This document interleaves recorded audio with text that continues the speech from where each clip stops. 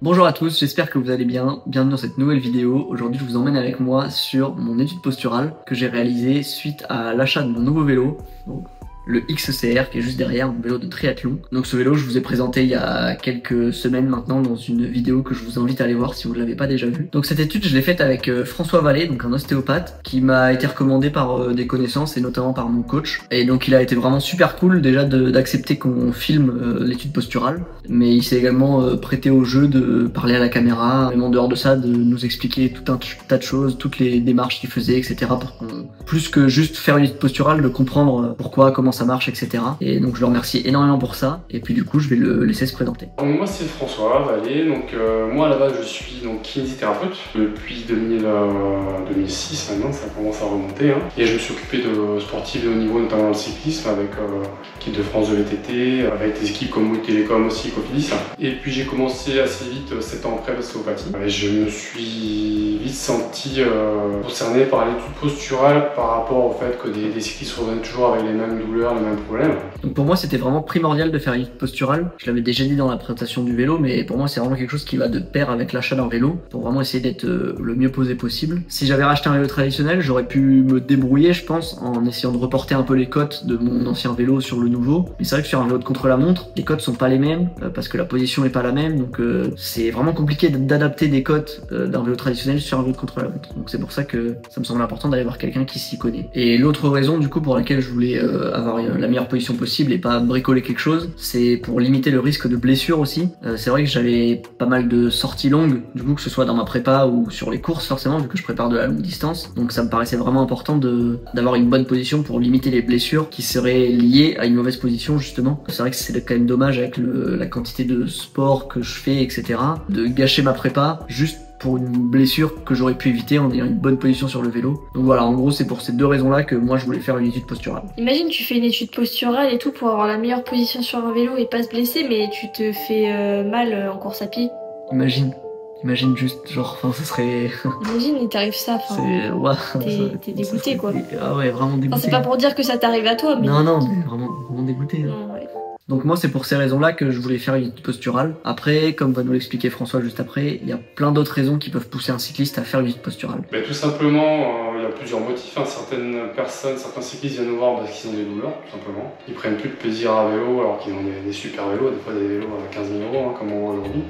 Et malgré ça, ils ont mal au dos, ils ont mal aux genoux, ils prennent plus de plaisir. Si le cycliste qui vient, il n'a pas de problème particulier, il veut juste savoir s'il est bien sur son vélo, ou il veut augmenter ses performances, donc il se dit que pourquoi pas optimiser ma posture. Donc on va d'abord demander au départ au cycliste quel type de cycliste il est, quelle pratique il a, et quel niveau aussi il a, et puis ça va dépendre aussi bien sûr de l'âge. Donc un cadet qui va faire des courses à 50-60 bornes, on sait qu'il va tenir des positions assez exigeantes, mais on va quand même privilégier aussi quand même le confort. Un monsieur de 70 ans qui va juste vouloir faire sa cyclo du coin, mais lui on va le mettre quand même en position relativement confortable, qui sera aussi quand même performante. Donc moi mon objectif, comme je vous l'ai déjà dit, comme vous savez déjà, c'était la longue distance. On est plus axé sur du confort que sur de l'aérodynamisme et de l'efficacité pure. Quand on voit les pros qui font vraiment du contre-la-montre ou quoi, en général c'est des efforts assez courts de 40 minutes, 1 heure grand max. Donc eux ils sont vraiment en recherche de purement d'aérodynamisme et pas du tout de confort. Moi pour le coup c'est pas complètement l'inverse mais presque. C'est-à-dire que moi il faut que je puisse tenir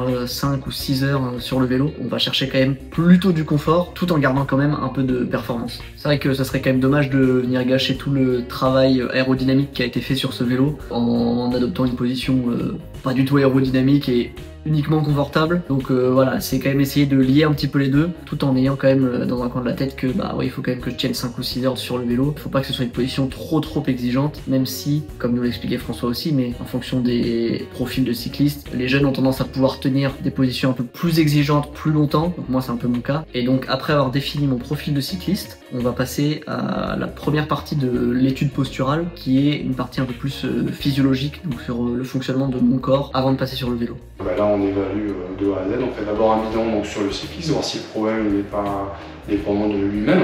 Une étude un peu ostéopathique avec quand même quelques tests plus kinés, avec notamment les tests de contrôle moteur au niveau hanche, genou, cheville, et quelques tests de souplesse, de mobilité. Pour moi, l'ostéopathie est importante parce qu'en fait, elle va éviter de partir sur une posture qui peut peut-être cacher des problèmes intrinsèques au cycliste. Un bassin qui biomécaniquement fonctionne pas bien. Si on le met sur le vélo, on va essayer de régler le vélo en fonction du cycliste, mais le cycliste va pas être dans des bonnes conditions parce qu'en fait il aura un bassin qui va être en dysfonction.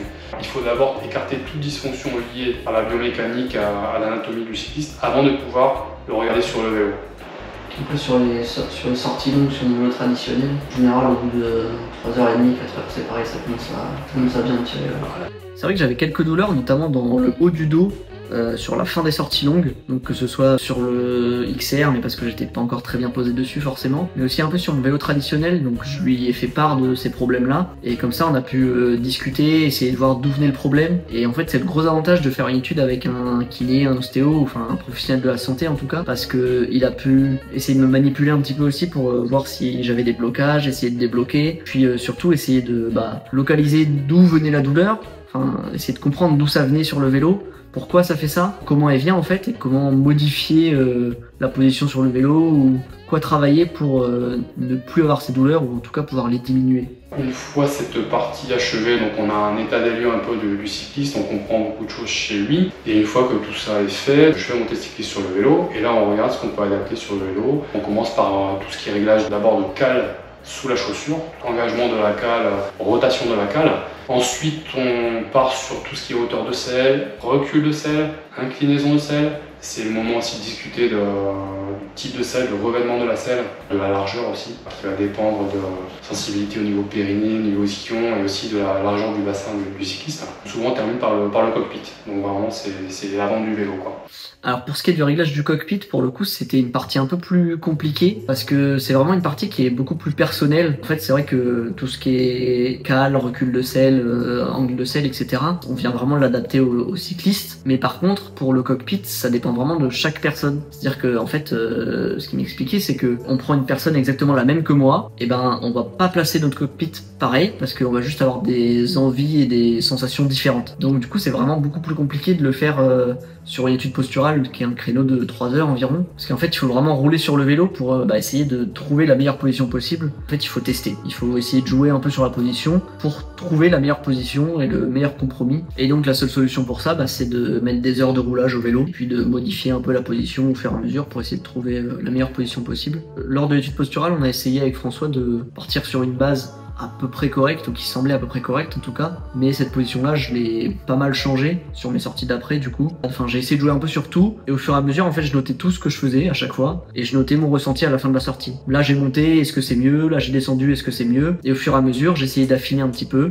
pour avoir vraiment une position au final qui me correspondait le mieux et qui me faisait plus de douleur. Il y a aussi autre chose qui est à prendre en compte, c'est que la position est quand même très différente dans le vélo traditionnel, et donc il faut quand même s'y habituer, c'est-à-dire qu'il n'y a pas de position miracle, il faut quand même travailler en position aérodynamique pour que le corps s'habitue aussi. En gros ça m'a pris une vingtaine d'heures à peu près après l'étude posturale. C'est quand même assez long, mais on est obligé de passer par là. Et ensuite il y a toujours une phase de discussion, d'échange à la fin. Et suite à ça, on a pu discuter un petit peu avec François de pas mal de sujets, notamment, on va vous mettre les extraits juste après, mais des problèmes qu'il rencontrait le plus souvent dans son cabinet, donc les gens qui viennent, pourquoi est-ce qu'ils viennent, et aussi des problèmes spécifiquement liés à la pratique féminine du vélo. Alors pour ceux qui ont des problèmes, on rencontre souvent un problème lombaire, problème cervico-dorsal. Ça peut être aussi des problèmes genoux notamment au niveau latéral, syndrome de l'essuie-glace. Mais ça peut être aussi autre chose, ça peut être des problèmes type douleur périnéale, notamment chez les femmes. Ça peut être des problèmes d'engourdissement, pieds, mains. On peut vraiment avoir de tout en fait. Mais le plus souvent, c'est quand même des problèmes au niveau du rachis, au niveau lombaire ou dorsal.